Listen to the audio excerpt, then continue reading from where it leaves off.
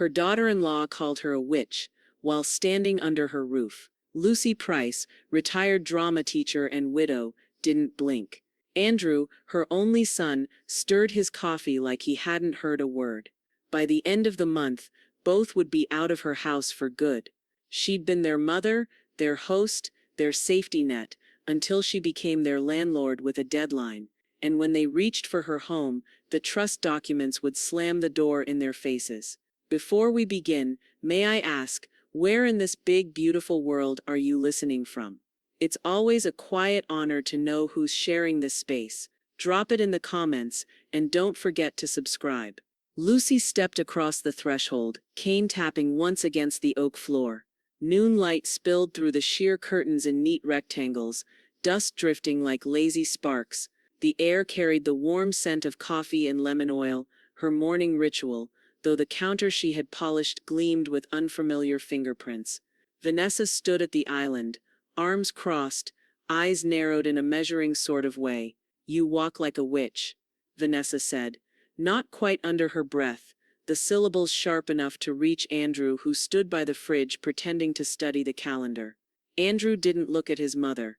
He scratched absently at his jaw, his silence dressed in the neat cowardice of a man who hated conflict but lived with it daily. At the table, Caleb froze over his cereal, spoon paused in midair.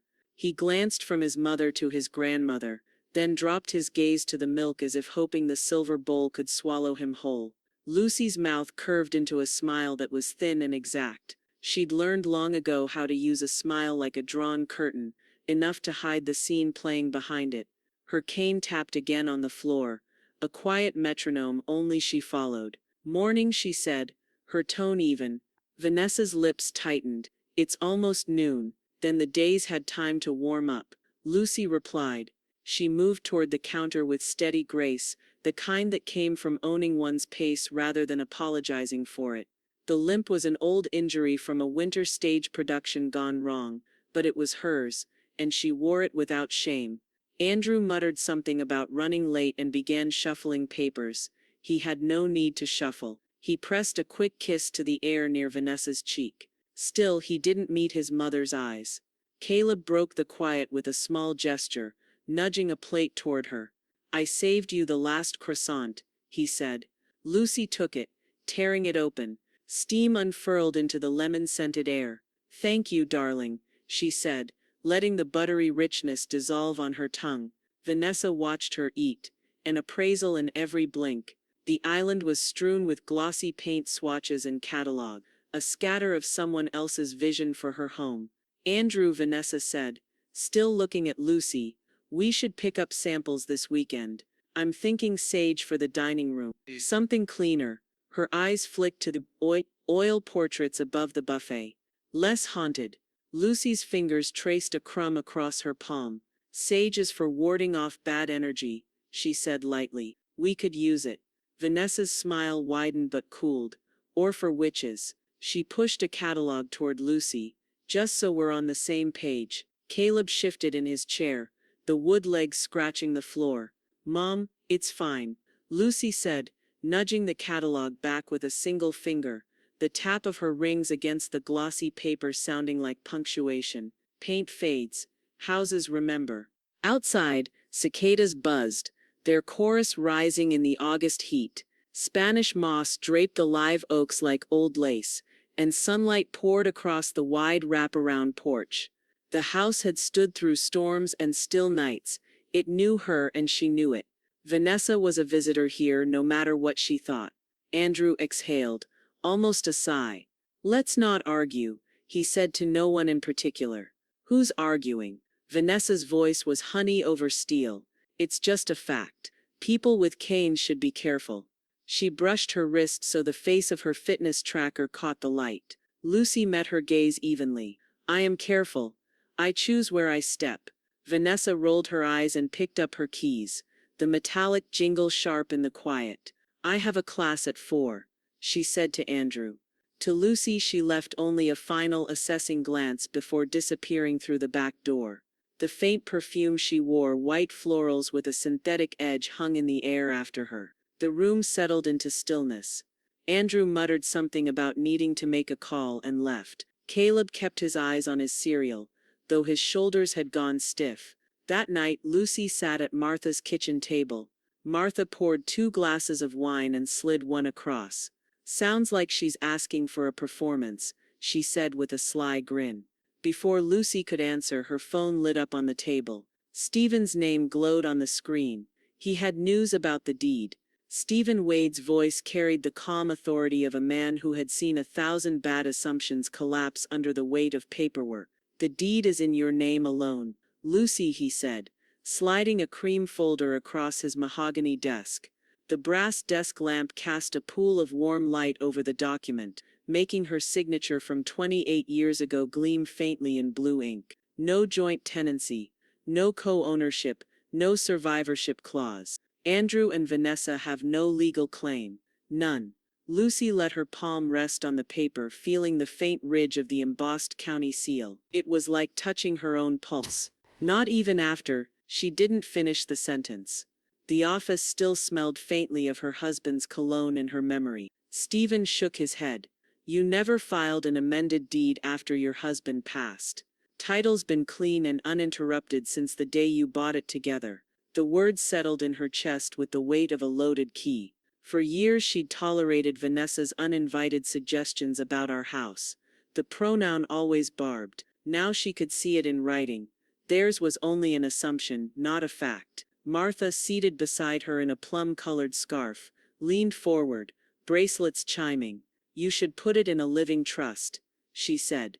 "Once it's in there, no one can mess with it. Not the city, not the family. Not even an overconfident daughter-in-law with a Pinterest account." Lucy looked at her friend, the corners of her mouth twitching into something between gratitude and mischief. "A living trust," she repeated, tasting the phrase like a fine bourbon. "Yes, let's do it." Stephen's fountain pen was already uncapped. "I can draft the documents today. You'll sign them in front of a notary, and we'll record it with the county by Friday. It will be untouchable." Lucy nodded. The decision felt like a gate swinging shut, quiet but final. That afternoon, sunlight slanted through the parlor's lace curtains as Lucy stood by the phone table, speaking in a low voice to Stephen's secretary, to confirm the appointment. The air smelled faintly of roses from the vase Martha had brought over that morning. Behind her, a floorboard gave a soft creak. Caleb leaned in the doorway, hair a little mussed from the August humidity. "Gran, are you moving?" His tone wasn't fearful, but it was careful, as though the wrong answer might shift something in the house he loved. Lucy turned, phone still in hand. "Just making sure I can if I want to," she said, her smile gentle but unreadable. Caleb's brow furrowed slightly, but he nodded. "Okay." His voice carried the quiet loyalty she'd seen in him since he was small, the kind that didn't ask questions unless it had to. That evening, the dining room glowed under the chandelier's amber light. Vanessa was in high spirits, scrolling through her tablet between bites of chicken. Andrew nodded along to whatever she was murmuring. His wine glass barely touched. "I've already picked paint colors," Vanessa announced suddenly, lifting the tablet so everyone could see a row of pale greens and off-whites. "The dining room will be sage, and I found this perfect cream for the trim. We can get started next month." Lucy's fork paused midair. Caleb glanced at her, the flicker of a warning in his eyes. Andrew cleared his throat but said nothing. Lucy set her fork down with precision, the faint clink of silver on china sharper than any reply. Inside, she felt the edges of her plan begin to sharpen. The paper in Stephen's folder wasn't just proof, it was a weapon. They made plans for her house. Lucy made plans for her exit. The next morning, she poured coffee at the dining table, while Vanessa scrolled through paint swatches on her tablet. "This one's called Misty Morning," Vanessa said, tilting the screen toward Lucy. "It would make the parlor feel lighter." Her smile was a shade too bright, the kind that said, "I'm already picturing the before and after photos." Lucy nodded with a soft hum, eyes on her cup. "Misty Morning. Lovely name." She let the words land without weight, as though they mattered. Inside, her mind was already 2 steps out the door. By 10 o'clock, she was sliding into Martha Lowell's Buick, the leather seats warm from the Georgia sun. The scent of Martha's rose hand cream filled the air as they drove downtown. Neither of them spoke much. The unspoken was already agreed upon. The notary office was tucked inside a brick building with a brass door plate dulled by decades of weather. Inside, the air was cool and dry, smelling faintly of paper and toner. A clock ticked softly from behind the desk as the notary, a brisk woman in a navy blazer, verified Lucy's ID and laid the documents flat. Lucy picked up the fountain pen. Its weight settled in her hand, steadying her pulse. With each signature, she felt the roots of the house loosen from the soil that Vanessa assumed she owned. The last flourish of her name felt almost theatrical. Decades of drama teaching never fully left her wrist. When it was done, Martha gave her a quiet nod, a small victory salute. "That's one less thing they can stick their fingers into," she murmured. By midday, Stephen had the signed paperwork in his hands. His office window looked out over the moss-draped square as he scanned each page, initialing where needed. "I'll have this filed with the county clerk by 4, he said. "Once recorded, it's locked. You're the sole trustee." Lucy met his eyes. "That's the point." Stephen smiled faintly, sliding the file into a courier envelope. "I've seen people regret moving too slowly. You won't be one of them." Back at the Victorian, the afternoon heat pressed against the windows. Lucy climbed the stairs to her bedroom and pulled down a leather case from the top shelf of her wardrobe. Inside, neat folders held birth certificates, insurance papers, and a small stack of photographs. Her husband in uniform, Caleb at age 5 with missing front teeth, the house in the first autumn they'd owned it. She placed the folders into a travel bag, their weight small but solid. From the hallway, she heard the faint tread of sneakers. Caleb lingered at the doorway, trying not to look curious. "Going somewhere?" he asked, voice low. Lucy zipped the bag. "Just a little weekend in Charleston," she said. "Haven't been in a while." He gave a slow nod, as though that explained the careful way she packed each document. "You'll bring me back pralines." "Of course," she said, and he vanished down the hall. That evening, the air cooled just enough to make the porch tolerable. Crickets started their slow rhythm in the garden. Martha dropped by after dinner, her hair swept up and eyes bright. "It's filed," she said, lowering herself into the wicker chair beside Lucy. Her voice was pitched for secrecy, though the only audience was the breeze. Lucy set down her teacup. "That was fast." "Stephen doesn't waste time when he smells a good win," Martha replied, leaning closer until her perfume, amber and vanilla, mixed with the night air. "The trust is active. You can do whatever you like now." The words settled over Lucy like the first cool night after a long oppressive summer, and in that moment, she knew exactly what she would do next. They treated her home like theirs. Lucy treated them like tenants. It started on a Monday, with the sharp knock of a suitcase wheel hitting the front step. Lucy opened the door to find Vanessa's sister Clarissa, framed in the sunlight, oversized sunglasses sliding down her nose. She hauled in a rolling bag and a garment case without so much as a greeting, perfumed in something that smelled like vanilla frosting and expensive regret. "Vanessa said it's fine if I crash for a few days," Clarissa announced, her voice pitched like a newscaster's. "My condo's getting fumigated. Oh, this place is so charming." Her eyes swept the parlor as though she were already imagining where she'd put her own furniture. Lucy stepped aside, cane angled like a barrier she chose not to lower. "A few days," she repeated, her tone neutral. She didn't bother looking at Vanessa, who appeared behind her sister with an armful of Clarissa's tote bags. By Wednesday, a few days had metastasized into a week.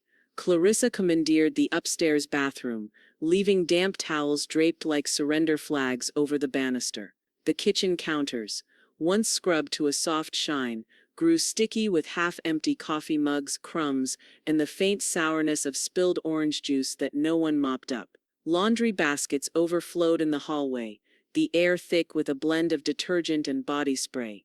Lucy didn't scold, she wrote. In the small spiral notebook she kept in the drawer by the phone, She logged each offense with the precision of a landlord documenting lease violations. Monday, guest arrived without notice. Wednesday, left milk out overnight. Thursday, ran dishwasher with 3 plates inside. Wasteful. When Martha came over for tea that Friday, Lucy slid the notebook across the table. Martha flipped it open, reading with a grin. A tenant log? Oh, Lucy. This is wicked. I'm simply documenting occupancy behavior, Lucy said, though her lips twitched. Helps me remember why change is necessary. Martha's laughter bubbled in the quiet kitchen. Necessary indeed.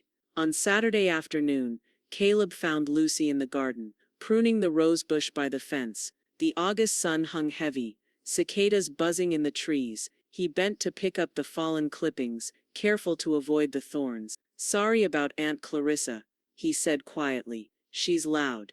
Lucy handed him a pair of gloves. It's not her noise that bothers me. It's the assumption. He frowned. Assumption that she's entitled to space she hasn't earned. Lucy clipped another branch, the snip sharp and final.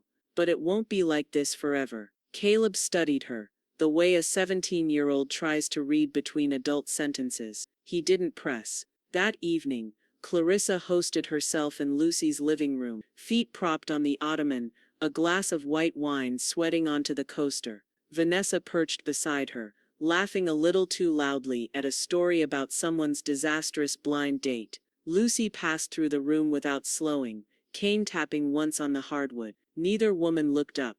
In her bedroom, she opened her notebook again, jotting Saturday, rearranged pillows on the sofa, left wine ring on coaster. Her pen barely lifted from the page when her phone buzzed. A new email, from Stephen Wade. The subject line read, "Thought you might like this." She clicked it open. A photo appeared, sunlight pouring over the pale clapboard of a small 2-bedroom cottage in Savannah's historic district. White trim, green shutters, a brick path through a lush front garden. Below, Stephen had typed cash price.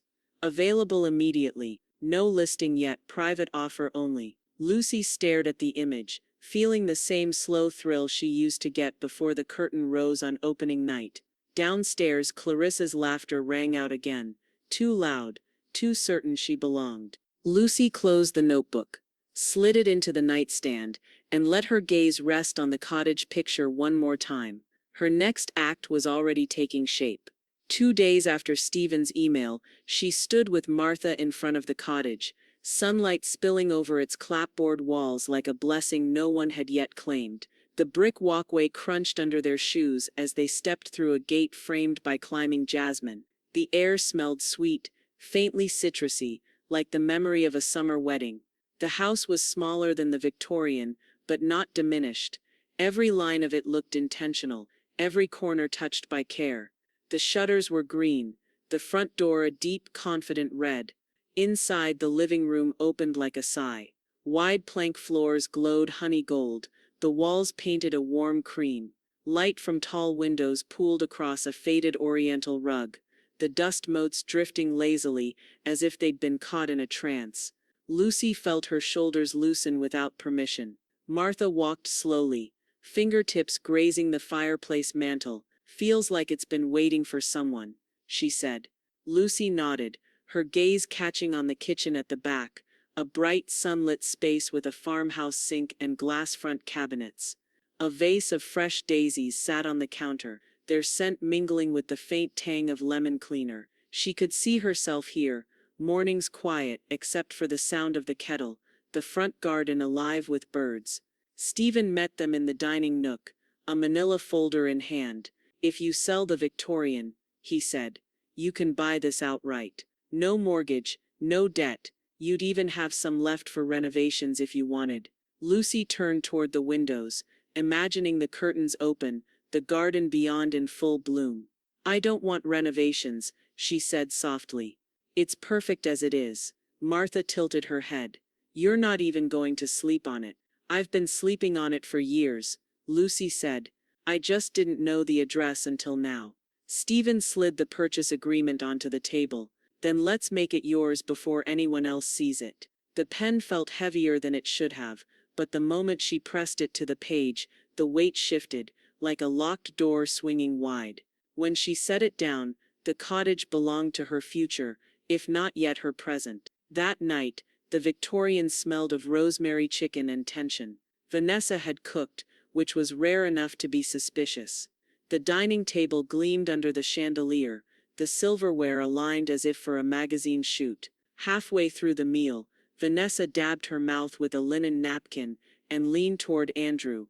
"When she's gone," she said, almost casually, "this place will be ours. I already know where I'd put the piano." The fork in Lucy's hand paused, the tines catching the light. Andrew glanced at his wife, then at his wine, saying nothing. Lucy lifted her own glass, swirling the Merlot until it caught the light like dark silk. She took a sip, letting the flavor bloom slow and rich on her tongue, and smiled. It was the kind of smile she used to wear backstage before delivering a line meant to land 3 acts later. Caleb glanced between them, his brow knitting just slightly. Later, in the quiet of her bedroom, Lucy opened her planner. The next empty square, Thursday, she filled with 3 deliberate words: private showing scheduled. Stephen had already arranged it, cash-only buyers. By appointment, no sign in the yard. No one but her and Martha would know until it was done. She closed the book, the ink still fresh, and felt the Victorians' familiar walls shift around her. This wasn't just the house she'd lived in. It was the stage for her final act in this chapter. And soon, the curtain would fall on Vanessa's imagined inheritance. They went shopping. She went selling. By the time Andrew's SUV backed down the driveway that Saturday morning, Lucy already had the front door propped open and the house breathing like it hadn't in years. Martha was in the kitchen, arranging fresh-cut hydrangeas into a glass vase. Their powder blue petals caught the light pouring through the open windows, the scent mingling with the faint salt of the coastal air drifting in from the marsh. A faint melody from the old record player in the parlor threaded through the rooms, something slow, with a touch of longing. "Perfect," Martha said, stepping back to admire her work. "You want buyers to smell this house before they see it." Lucy smoothed her hand over the polished dining table, where she'd set out a pitcher of lemon water and a neat stack of linen napkins. "They'll feel it," she said. "That's the trick. The walls have to tell them they already belong here." At 11 sharp, the knock came. A couple stood framed in the doorway, he in a pale blue button-down, she in a sundress, the color of ripe peaches. They introduced themselves as Greg and Tessa from Atlanta, their accents gentle, their smiles genuine. Greg's handshake was warm. Tessa's eyes darted past Lucy's shoulder into the living room, like she'd already spotted her favorite chair. "Come in," Lucy said, stepping aside. Her cane clicked lightly against the hardwood, but she moved without hurry, letting them set their own rhythm as they crossed into the space. The tour began in the parlor. Sunlight from the tall windows washed over the oil portraits, the gilt frames glowing faintly. Tessa paused, touching the edge of the mantel. "It's like stepping back in time, but not in a fussy way," she said. Greg nodded toward the staircase. "Is that original wood?" "Every inch," Lucy said, pride tucked neatly into her tone. "And the floors have been refinished only once since 1894.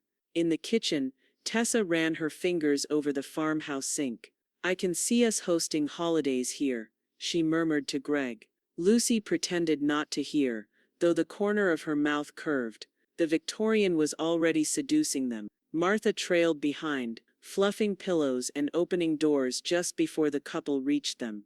She kept the windows cracked so the cicadas' low hum drifted in, mixing with the scent of gardenias blooming outside. Upstairs, Tessa paused in the master bedroom, gazing at the way the light fell across the quilt. "I think this is it," she whispered to Greg. By the time they returned to the dining room, Greg had stopped pretending they were just looking. He pulled a business card from his wallet, sliding it across the table to Lucy. "Full cash offer," he said. "We'll take it as is. No contingencies." Tessa clasped her hands together, eyes bright. "If you'll have us." Lucy didn't hesitate. "I'll have you," she said, her voice steady, almost ceremonious. Stephen would handle the paperwork, but the deal was already sealed in the air between them. They shook hands again, and when the door closed behind them, the house felt different, like it was holding its breath for the new owners. In her study, Lucy slid a red folder labeled "Sold" onto her desk. The sound of footsteps behind her made her glance up. Caleb stood in the doorway, eyes on the folder. "What's that?" She held his gaze for a beat. "The future," she said, setting her pen aside. He stepped closer, reading the bold letters on the tab. "Does Dad know?" Lucy leaned back in her chair, a slow smile spreading. "Not yet." The cicadas outside rose to a steady hum, the sound of August pressing forward, whether anyone was ready or not. Stephen's office smelled faintly of leather and paper dust, the way serious places always did.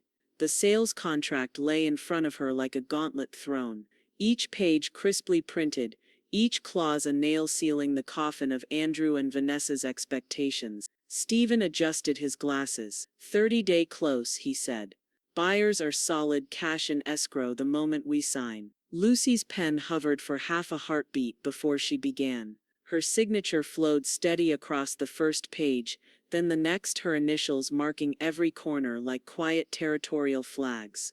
With each loop and stroke, she could almost hear the tick of an invisible clock. 30 days to erase their claim. Martha sat in the chair beside her, tapping her fingernails against her coffee cup in an impatient rhythm. "You're enjoying this," she murmured. Lucy glanced at her, a faint curve at her mouth. "I'm savoring it." 2 hours later, Martha slid the deposit check across the counter at the escrow office, the clerk stamping it with a satisfying thunk. The metal tray clattered softly as the check disappeared inside. It was a sound Lucy wanted to bottle, proof that this was already in motion. Outside, the afternoon sun hit them full in the face. "One step closer," Martha said, looping her arm through Lucy's. "Now the fun part. Watching them notice." They didn't have to wait long. That evening, Lucy was in the garage, stacking flattened moving boxes against the wall when the overhead light flicked on. Vanessa stood in the doorway, arms crossed, eyes narrowing at the sight. "What's this?" Her voice had the brittle edge of someone bracing for a fight. "Boxes," Lucy said, not looking up from her task. The cardboard smelled faintly of dust and printer ink. "For moving." Vanessa's laugh was short and sharp. "Moving? You're being dramatic, Lucy. No one said you had to leave." Lucy straightened slowly, leaning on her cane. "No one has to say it. I'm choosing to." Vanessa stepped into the garage, heels clicking against the concrete. "This is ridiculous. We should talk about this as a family." From behind her, Andrew's voice floated in, tentative. "She's right. We need more discussion before." Lucy turned, cutting him off with a look that could have stopped a school auditorium mid-murmur. "Discussion?" she said, her voice smooth, low. "The contract's signed, the deposit's in escrow. This isn't up for debate." Vanessa's mouth opened, then shut again. The garage felt smaller, the smell of detergent from the laundry shelves sharp in the air. Lucy stepped forward, the tip of her cane clicking once on the concrete. "You have until the end of the month to move out." Her tone carried no heat, no strain, just fact, like telling them the date of a storm that was already on the radar. And judging by the way both of them stood frozen, they'd just realized there was no shelter built for this one. The next morning, the house felt different. Lighter in some rooms, heavier in others. Lucy carried a small box from the study, Caleb trailing behind her with another, his sneakers whispering against the hardwood. The air smelled faintly of packing tape and the lavender polish she'd used on the banister years ago. "Careful with that one," she said as he set it on the dining table. "It's the good china." He nodded without a word, then reached for the roll of tape, tearing it off with a sound that cut through the quiet. They worked in a steady rhythm. Fill, seal, label. Lucy's handwriting looped across every box. Kitchen, study, mantel decor, followed by her new address, neat and final.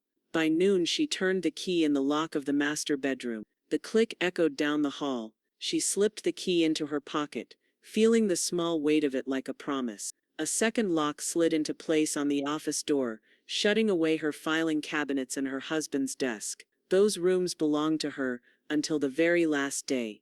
Vanessa found her in the hallway. Moments later, jaw tight. You locked the bedroom? Lucy adjusted her grip on the cane. Yes, that's my room when I want to get dressed for events. I keep things in there. Lucy's smile was thin, polite.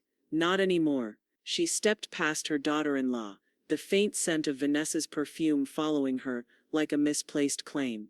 Andrew cornered her in the kitchen later, sleeves rolled up as if he'd come to fix something. Mom, maybe you could reconsider. At least the bedroom?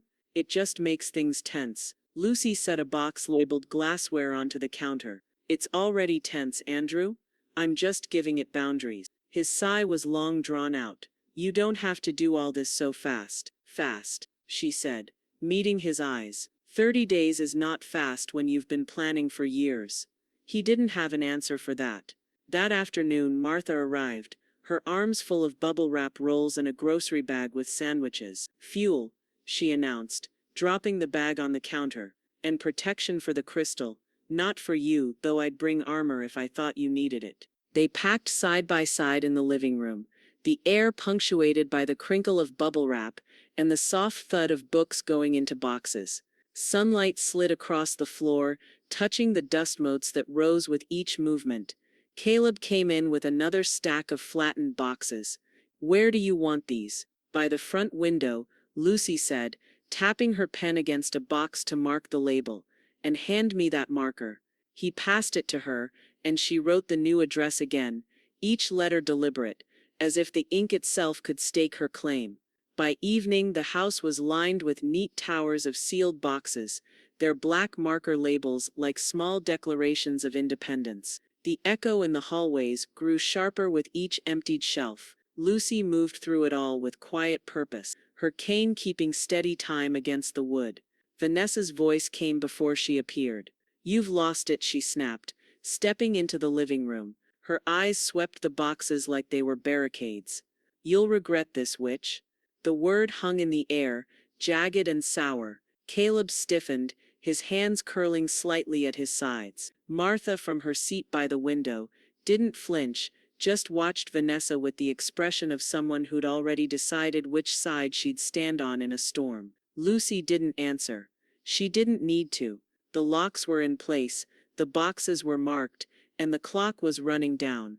The morning air in Savannah was cool enough to carry a hint of the river, the kind of air that promised change. Lucy stood in the conference room of Stephen Wade's law office, a pen poised over the closing documents for the historic district cottage. Sunlight filtered through the blinds, striping the long mahogany table. Stephen slid the final page toward her. Once you sign here, he said, it's yours. Clear title, no contingencies. Lucy's signature curved across the paper with deliberate grace. She set the pen down and smoothed her palm over the page as if sealing the ink into permanence. A door had just closed behind her, and she didn't plan to reopen it. Stephen smiled. Funds from your Victorian sale will be wired directly to your account by the end of the day.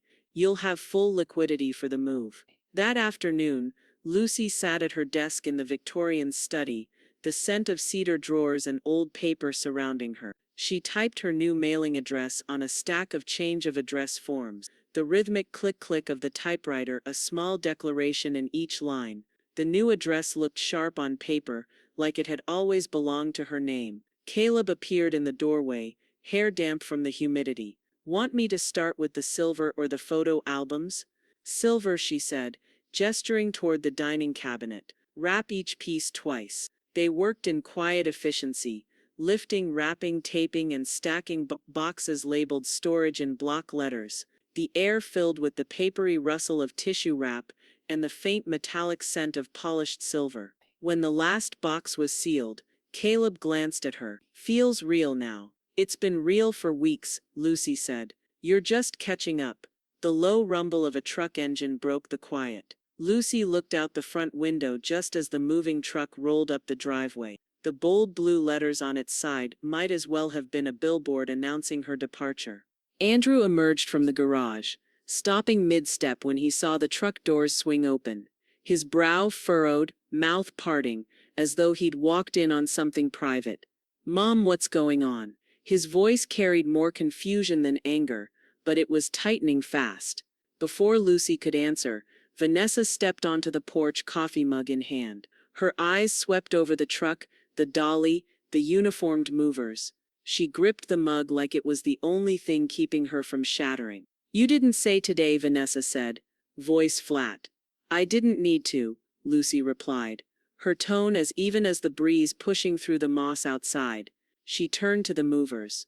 "Start with the parlor. Those are going to storage." By mid-afternoon, the Victorian looked stripped of its familiar weight. Walls stood bare, where portraits had hung. Shelves were emptied, their indentations in the dust marking absence. Vanessa lingered in the doorway of every room, as if trying to memorize them before they were no longer hers to claim.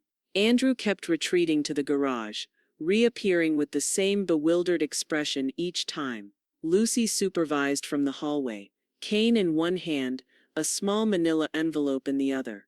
The envelope held the house keys, cool, familiar, and soon to be someone else's responsibility. The sound of tires crunching on gravel pulled everyone's attention to the drive. A black sedan rolled in, the new owners stepping out with the same eagerness Greg and Tessa had shown during the showing. They looked up at the house like they'd already begun imagining their lives inside it. Vanessa's grip on her mug tightened, knuckles white. "You can't just—" Lucy cut her off with a look that was more final than any word. She stepped down from the porch, her cane tapping against the wood. Meeting the buyers halfway, she pressed the keys into Tessa's palm, the metal clinking softly between them. Behind her, Andrew and Vanessa stood on the porch, displaced, speechless, as the Victorian shifted ownership in a single irreversible moment. At 8 sharp, the mover's diesel engine rumbled into the driveway, its deep growl carrying through the still morning air. The sound was final in a way words could never be, an announcement that the last act had begun. Lucy stood at the parlor window, watching the men hop down from the cab.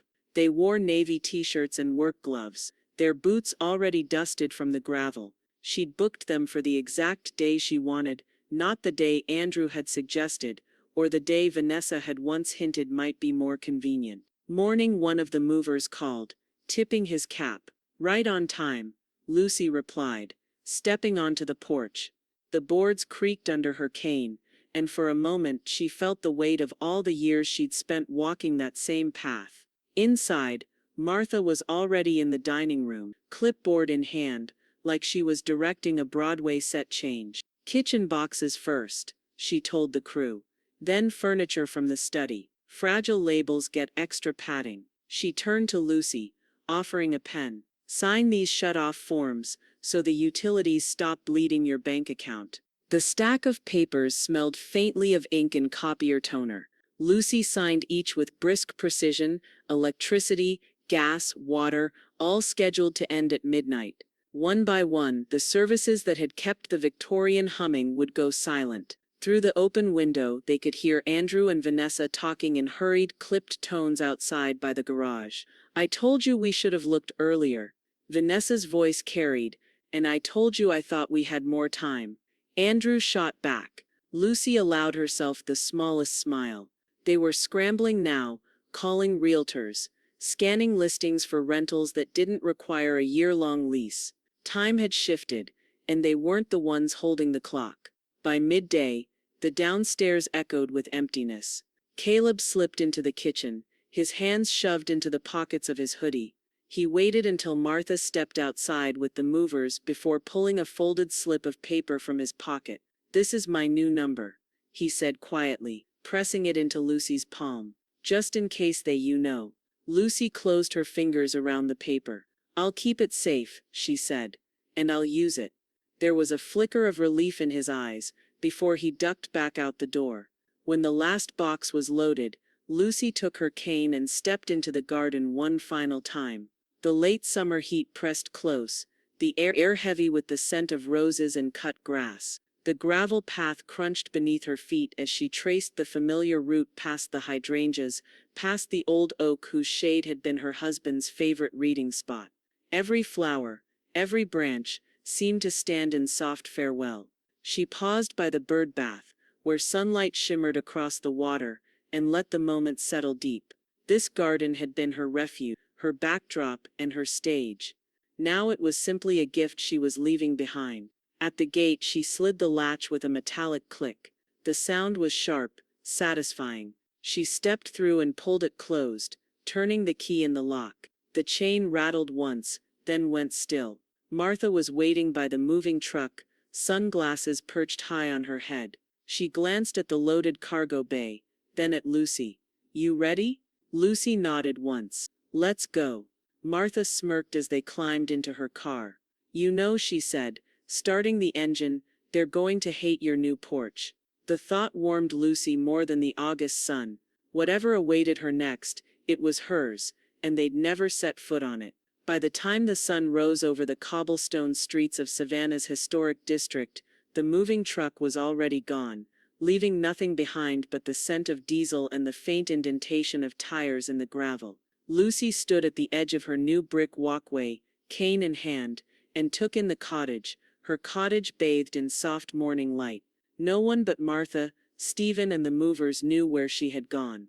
Inside, the air was cool and smelled faintly of fresh paint, and the daisies the seller had left in a mason jar on the windowsill.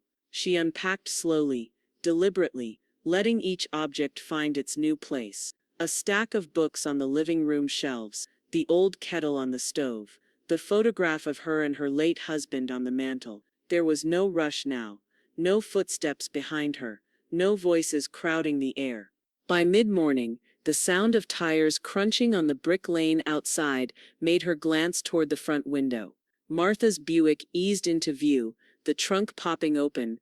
She appeared on the walkway with a wicker basket draped in a red-checked cloth. "Housewarming," Martha said, stepping inside. The basket was heavy with fresh bread, a jar of fig preserves, and a bottle of champagne. "You did it, Lucy. They don't know, and they won't." Lucy smiled, setting the basket on the counter. "That's the beauty of a P.O. box. They can send whatever they like into the void." That afternoon, Stephen stopped by, his briefcase clicking open on the dining table. "All your records are updated," he said, sliding over copies of her new deed and the amended will. "No forwarding address on any public file. If they want to find you, they'll have to camp outside the post office." Lucy traced the embossed seal on the deed. "They won't. Pride won't let them." Stephen gave a small approving nod. "Then you're untouchable."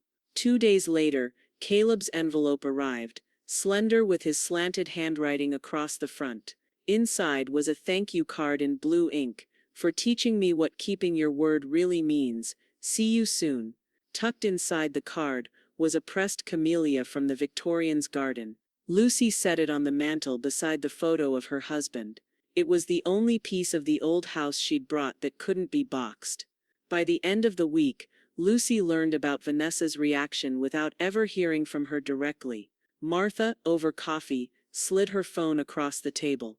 On the screen, a social media post bloomed with vague venom. "Some people have no respect for family. They can run, but they can't hide forever." Lucy took a slow sip of her coffee. "They can try." Saturday morning, the post office smelled of ink and cardboard, the low murmur of customers filling the small space. Lucy unlocked her P.O. box, the small brass door creaking open. Inside was a single white envelope. Her name was written in Vanessa's precise looping script, the return address their old street. She held it by one corner, feeling the weight of whatever was inside, too heavy for a greeting, too light for anything practical. She didn't open it. Instead, she slipped it back into the box, shut the brass door, and turned the key. Some things, she decided, were better left unread. The air in Stephen's office was cool, scented faintly with polished wood, and the ink from his fountain pen. The will lay open on the desk, its crisp pages as weighty as any stage script Lucy had ever directed. This was her closing act, not just for a house, but for her legacy. Stephen adjusted his glasses, reading aloud the section that mattered most.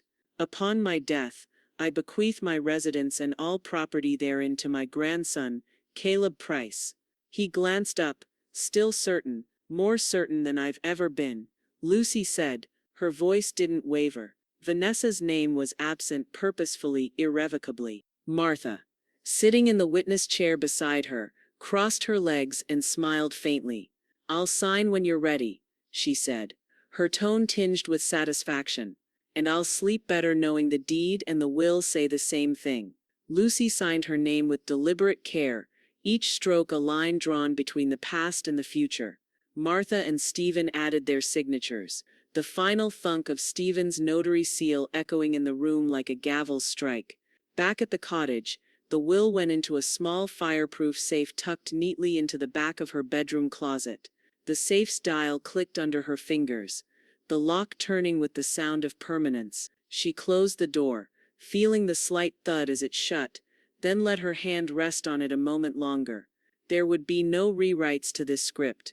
Outside, the garden waited. The soil was warm under the August sun, the scent of earth rich and grounding. Lucy knelt with her gloves on, pressing new rose bushes into the loam.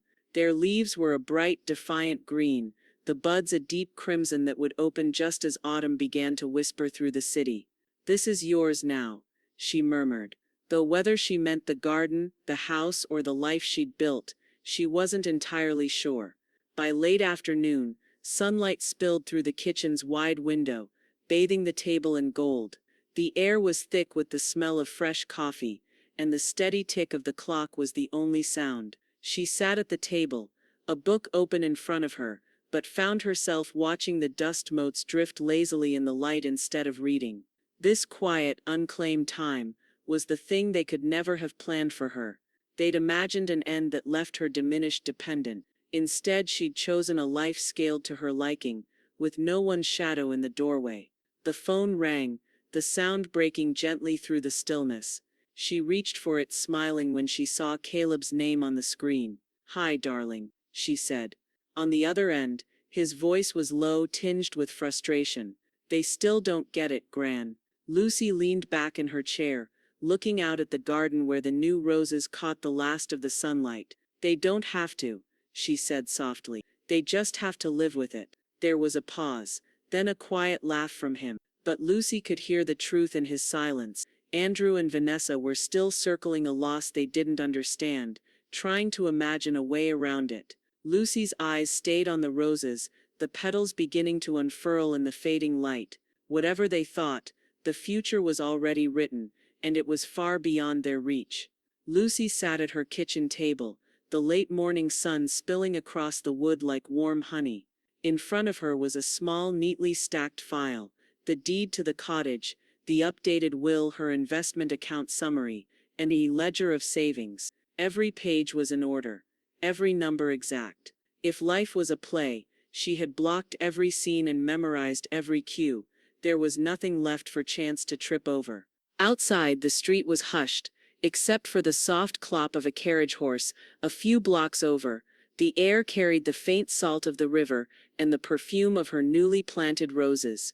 In that stillness she knew the fight was over, and she had won. The news reached Vanessa through the most satisfying route possible, someone else's mouth. Martha had overheard it from a mutual acquaintance at the farmer's market, a woman with the kind of voice that turned gossip into a sermon. Apparently, Martha told Lucy later that afternoon, "Vanessa found out you cut her out for good. No inheritance, no claim. She was buying peaches when she heard, and I swear she nearly dropped the bag." Lucy laughed, the sound sharp but light. "Peaches bruise easily. She should have held them tighter." "She's telling people she's shocked," Martha went on. "As if you didn't spend the past year making it perfectly clear." "Shocked," Lucy repeated, shaking her head. "That's just another word for unprepared." That evening the phone rang. Andrew's name glowed on the screen. Lucy considered letting it ring, but curiosity had always been her Achilles heel. She picked up. "Mom," Andrew began, his voice low, weighted with something rehearsed. I think you've made a mistake. This doesn't have to be so final. We could have worked something out." Lucy leaned back in her chair, her cane resting against the table. "Andrew, this was never about working something out. It was about making things right for myself." He hesitated, the silence stretching. "We don't have much right now. Renting isn't the same. Vanessa, Lucy cut in, calm and deliberate. "Enjoy your new place." She ended the call before his reply could curdle into another plea. The next day, Martha arrived with a bottle of chilled champagne and two heavy crystal flutes. She popped the cork with a practiced twist, the sound sharp and satisfying. Foam slid down the neck as she poured. "To you," Martha said, raising her glass, "for pulling off the cleanest exit I've ever seen. Not a loose thread anywhere." Lucy clinked her glass gently against hers. "To knowing when to close the curtain." They drank, the bubbles cool on Lucy's tongue, the moment rich with the quiet knowledge that everything they'd planned had worked. No reversals, no intrusions, no regrets. Late that afternoon, Caleb showed up, his hands tucked in his jacket pockets, hair tousled by the breeze. "Nice place, Gran," he said, stepping onto the porch. His eyes moved over the flower beds, the rocking chair, the pale green shutters. "Glad you think so," she said, ushering him inside.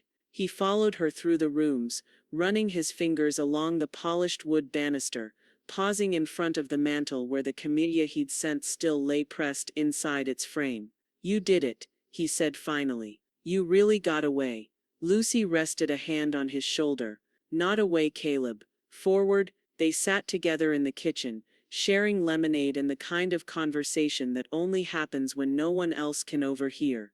When he left, he hugged her a little tighter than usual, his loyalty unspoken but felt. As evening fell, Lucy stepped onto the porch. The street was quiet, washed in the amber glow of the old gas lamps. The air was soft, almost weightless. She sat in the rocking chair, the wood familiar under her hands, and let her gaze travel to the end of the lane where the shadows deepened. Everything she owned, everything she had built, was untouchable now. The cottage, the will, her peace. They were all hers, beyond reach. The kind of security that Vanessa would never taste, and Andrew would never understand. A smile curved her lips as she watched the empty street, the stillness around her holding steady like a promise. Morning sunlight spilled across the cottage porch in long, warm strokes, painting the wood in gold. Lucy sat in her favorite rocker, the steam from her tea curling upward in the cool air. A novel rested open in her lap, though she'd been on the same page for 15 minutes. Too distracted by the way the light shifted through the leaves of the magnolia across the lane. The street was quiet, except for the faint hum of cicadas and the occasional creak of the rocker beneath her. The roses she'd planted weeks earlier were blooming in slow, lush bursts, their scent mingling with the sharper tang of fresh-cut grass from a neighbor's yard. Every breath she took here felt earned. By Saturday, Martha was on the porch too, sliding into the wicker chair opposite her. She set down a bakery box, its string tied neatly in a bow. "Blueberry muffins," she said, pushing the box toward Lucy. "And I got us the good butter." They ate slowly, the porch rail between them and the street, acting like a stage lip. People passed by, offering nods and waves, but the two women stayed in their own comfortable world. The air was thick with the smell of muffins and fresh tea, the clink of porcelain cups punctuating their easy conversation. "Feels like you've always lived here," Martha said, brushing a crumb from her lap. "That's because it fits," Lucy replied. No one else's energy crowding the walls. Around midday, a flash of movement caught Lucy's eye. The neighborhood cat, an orange tabby with one torn ear, leapt onto the porch railing and stretched, its tail curling lazily. It settled near her rocker, purring like a distant engine. "He's claimed you," Martha said, smiling. Lucy reached out to scratch the cat behind the ear. "Let him. We understand each other. Both of us left our last homes without asking permission." The cat purred louder, curling itself into the exact spot where the sunlight hit warmest. That afternoon, Caleb arrived carrying a flat parcel wrapped in brown paper. He looked a little taller, a little older, but his grin was still boyish when he stepped onto the porch. "Brought you something," he said, handing it over. Lucy peeled back the paper to reveal a framed black and white photograph, her and her late husband, standing in front of the Victorian in the first spring they'd owned it. She was laughing in the picture, her hair caught in the wind. He had one arm around her, eyes squinting into the sun. I thought you'd want it here, Caleb said quietly. Her throat tightened, but she smiled. I do. Inside, she hung the photo above the mantel, right in the center. The frame caught the afternoon light, casting a faint shadow across the hearth. It was a piece of her past that fit perfectly in this new chapter, not because she needed the reminder, but because it deserved the view. When she stepped back onto the porch, the air seemed even sweeter. The house didn't feel like it was waiting to be claimed anymore. It was entirely hers, stitched together with the quiet, the roses, the mornings with tea, and the people she'd chosen to keep close. Martha sipped her tea, watching her. You know, she said, if you're a witch, you're the kind that wins. Lucy laughed softly, the sound mingling with the purr of the cat and the rustle of leaves in the magnolia. She didn't need to answer. Every inch of the porch, every breath of the air, already had. She called her a witch. Lucy called it a prophecy. The cottage glowed that evening, every lamp lit, windows open to let the August air carry out the hum of conversation and the mellow strum of a guitar someone had brought along. The smell of roasted chicken and fresh herbs lingered from dinner, now replaced by the sweetness of peach cobbler cooling on the kitchen counter. Out in the garden, the roses were heavy with bloom, their scent spilling into the night like a quiet chorus. Lucy moved between the kitchen and the porch, refilling glasses, letting her cane tap gently against the wood floor. Her guests, Martha, Stephen, two neighbors she'd already grown fond of, filled the air with laughter that didn't strain to exist. No one here was performing politeness. It was the kind of gathering she'd imagined in the long months of planning her escape. Caleb arrived halfway through, slipping in with a bottle of sweet tea under one arm. He greeted everyone with easy warmth, before finding her on the porch. You've done it, Gran, he said, glancing around at the twinkle lights Martha had strung earlier. Feels like home. His voice carried both admiration and relief, as if he'd been holding his breath for months and was finally able to exhale. Lucy tilted her head toward him. It is home, and it's safe. They stood for a moment, listening to the music drift through the open door, mingling with the chirp of crickets in the garden. Caleb's eyes lingered on the roses swaying gently in the breeze. When most of the guests had moved inside for dessert, Lucy reached into the pocket of her cardigan and pulled out a small brass key, its head worn smooth with age. She held it out to him. A spare, she said. He looked down at it, startled. Gran, you helped me when no one else would, she said simply. Now you'll always have a place here, no matter what. Caleb took the key, his fingers closing around it like it was something more precious than metal. You've taught me what strength looks like, he said quietly. Not the loud kind, the kind that makes people realize they can't touch you. Lucy smiled. That's the only kind worth keeping. From the porch, the view was a painting, roses in bloom, moonlight glinting off the dewdrops on their petals. The air was soft with the promise of rain tomorrow, the breeze carrying the low, lazy chime of the windbells hanging by the door. Each note seemed to say the same thing. You've arrived. The laughter inside swelled as someone told a story, and the cottage seemed to hum with it, the walls absorbing the warmth. Lucy let her hand rest on the porch rail, feeling the smooth grain under her palm. Vanessa's voice, sharp, dismissive, flitted across her memory for only a heartbeat. You walk like a witch. The words no longer stung, they had simply become part of the spell she'd cast on her own life. The night wore on until the music softened, and the guests began to leave, their goodbyes lingering in the warm air. Lucy stayed on the porch as the last car pulled away, the quiet folding back over the lane. Caleb still sat beside her, key in his pocket, gaze on the garden. You know, he said, I think they'll keep talking about you. Even now. Lucy's smile was slow, sure. Let them, some spells are cast with words. Mine was written on a deed.